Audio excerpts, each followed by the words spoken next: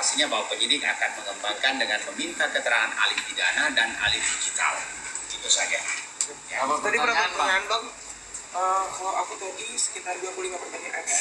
Aku lanjutkan dari yang hari Senin ya. Iya, dari hari Senin. Jumat ya? Jumat ya? Jumat. Oh ya, dari hari. Jadi hari ini aku lanjutin lagi. Jadi Arif 25 pertanyaan, Irfan 26, dan Hardi semuanya sama materinya. Ya. Mengenai kejadian di rumah makan, baik di dalam rumah makan itu sendiri saat live maupun sesudah pihak rumah makan meminta mereka keluar dari ruangan karena peristiwanya lampu dimatikan oleh penghuni rumah makan dan meminta supaya semua yang ada dalam ruangan itu keluar. Ya, begitu kan? Anda mungkin bantahannya apa aja tadi di atas? Jelasin. Bantahannya karena di laporan itu kan melaporkan bahwa ada pemaksaan dengan ancaman kekerasan. Di sini kita tegaskan bahwa kita nggak pernah melakukan kekerasan di sini dan juga kita nggak pernah mengancam ya. Tapi nggak apa-apa, setiap orang akan dikembangkan dan diselidiki oleh polisi lagi ya. Untuk pelecehan seksual tujuan ke pelecehannya bantahannya seperti apa? Karena kan tadi kita materinya bukan pelecehan dan kita undangan klarifikasi ini bukan undangan pelecehan. undangannya hanya pengancaman aja, ya.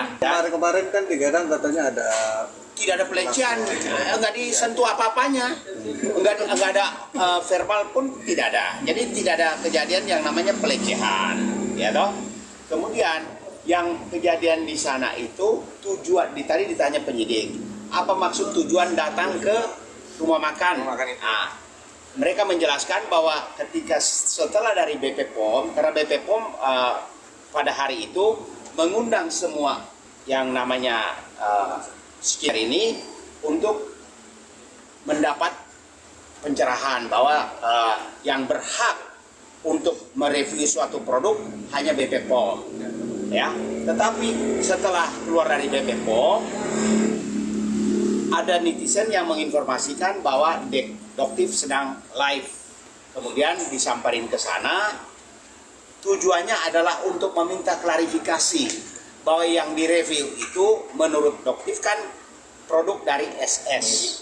Padahal itu produknya sudah 2 tahun yang lalu tidak pernah beredar lagi. Tapi sampai di sana kan ditanya dapat dari mana, beli di mana segala macam, dia kan tidak menjawab. Maka di situ terlihat kebohongan dia. Gitu loh. Jadi dia banyak berbohong bahwa dia mengatakan bahwa ini produk SS, ternyata 2 tahun sebelum itu tidak ada lagi. Bahkan kita bisa buktikan kapan beli dari pabrik, kapan didistribusikan ke dan kapan BP POM menegur supaya tidak beredar lagi. Ada itu semua. Berarti dalam arti gini Bang, berarti dalam arti semua itu ada, bisa dibilang kadang-kadang ya Bang, atau mencari kesalahan Bang? Dia berbohong, dia kan mau menjatuhkan produk orang. Ini kan persaingan. Jadi dia memang sengaja untuk menjatuhkan, gitu loh. Karena tujuannya kalau memang benar dia mereview produk SS, kan misalnya dia menyatakan membeli di suatu tempat, belinya kapan, di mana tempatnya, supaya bisa diklarifikasi kan. Tapi begitu ditanya tidak menjawab atau nggak apa kata dia? Dia nggak tahu, dia nggak mau kasih tahu. Pokoknya dia nggak mau kasih tahu dengan dalih dia melindungi reseller tempat dia dapatkan krim MC.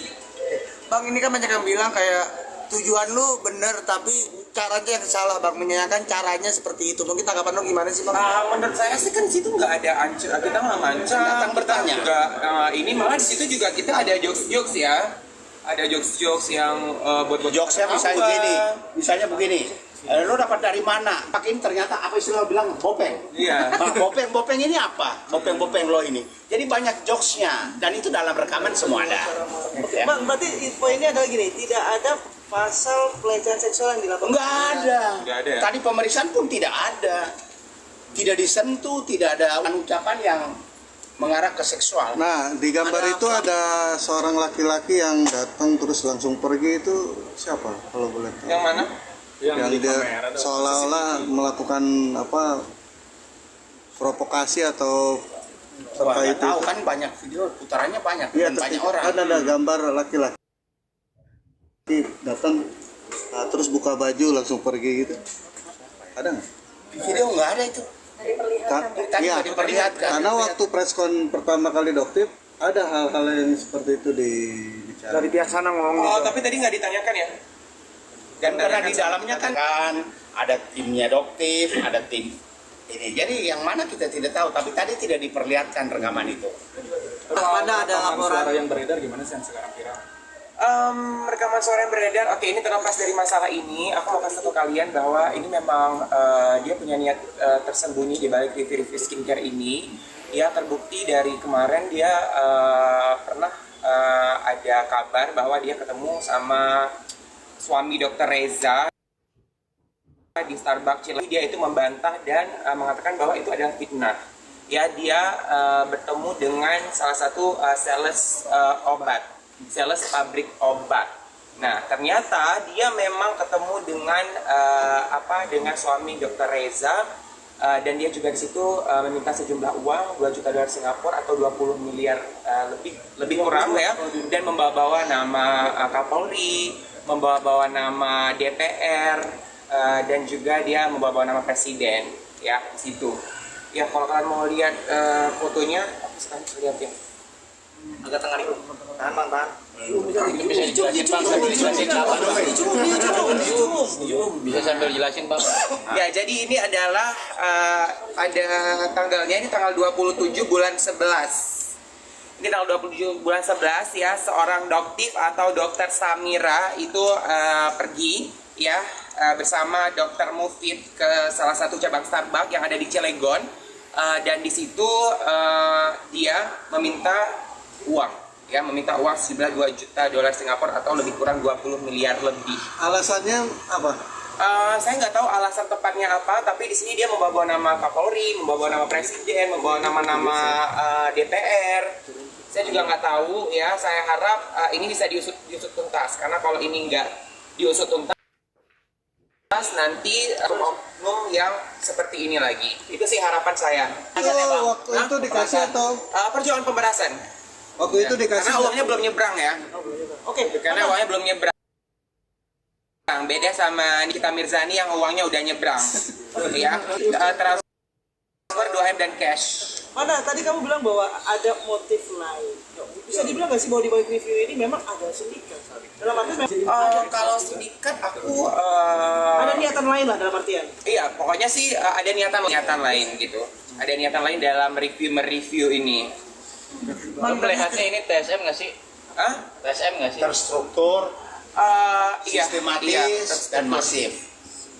Oh, tadi ada ngomong soal Niki. Kenapa? Niki kan- Kenapa? Niki kan hari ini kan sebenarnya dipanggil cuman nggak datang tangkap. Iya, kita serahkan aja ke pihak yang berwajib. Ini juga bukan wewenang saya, tapi kalau misalnya suatu saat nanti saya jadi tersangka, saya juga mau seperti dia. Ya, saya nggak akan hadir di panggilan pertama, saya nggak akan hadir di panggilan kedua, ya, dan saya nggak akan hadir di panggilan ketiga. Ya, maksudnya semua harus sama. Apa yang diterima oleh Nikita Mirzani bisa diterima juga sama orang lain. Berarti Ya. perasaan Nikita kebal hukum atau gimana mungkin? Kalau kebal hukum saya nggak yakin dia kebal hukum ya. Soalnya dia juga bukan siapa-siapa kan, dia juga rakyat Indonesia yang sama seperti kita semua punya hak dan punya kewajiban. Itu aja sih, saya nggak yakin dia kebal hukum, nggak ada yang kebal hukum, nggak ada. Oke. Oke, thank you semuanya. Udah hujan. Oke, ya, oke, terima kasih. Ya, bahasa ada tempat gua. Mana? Jadi setiap orang yang dinyatakan boleh dong kayak gitu dong. Iya dong, boleh. Kalau Nikita Mirzani aja bisa, kenapa orang lain nggak bisa? Iya. Dadah, Bang. Oke. Pak, kita duluan ya, Pak. Hujan guys. Selamatin handphone. Udah balik.